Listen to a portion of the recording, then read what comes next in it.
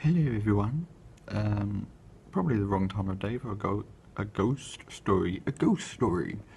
Um, but I do have one. Insofar as when I was in school, I did a documentary on ghosts. I can't believe I forgot this until now. And I got my dad to drive me around the country to Essex, where certain ghost apparitions and stories have developed over the years. Probably the most famous place in the whole of the country is now burnt to the ground, called Borley Rectory in Essex.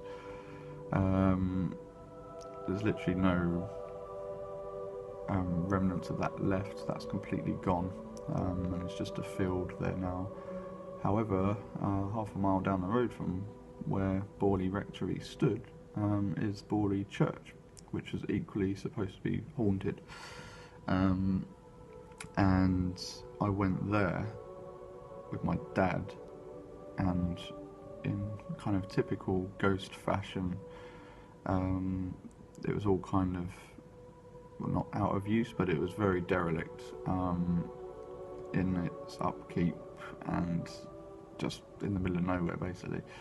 Had a gate that was padlocked on the front, so I jumped over the fence and basically walked clockwise around the church grounds, just to see if I could see or hear anything.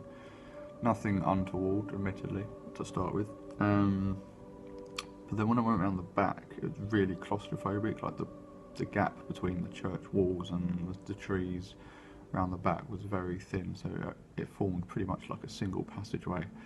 And maybe because I knew there were reports of something there, that I felt like unnerved. But yeah, it didn't feel great, and I just wanted to get out of there as quick as I could, basically. And to this day, it feels odd when I think back to it, like what I could think. And I thought I saw like a candle light on inside.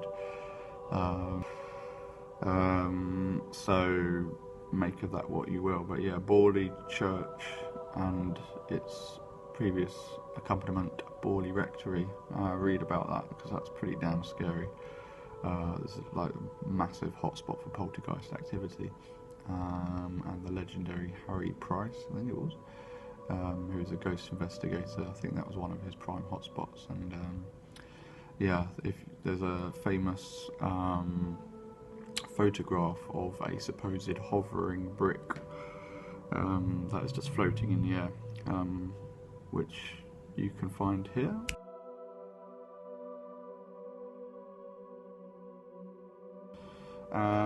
So as you can see, that could nowadays easily be faked, but obviously back then there was no Photoshop or anything like that. Yeah, it was burnt down by a fire, and I think the cause of the fire itself is still unknown. But pretty grim story on all accounts, and background, it's pretty morbid.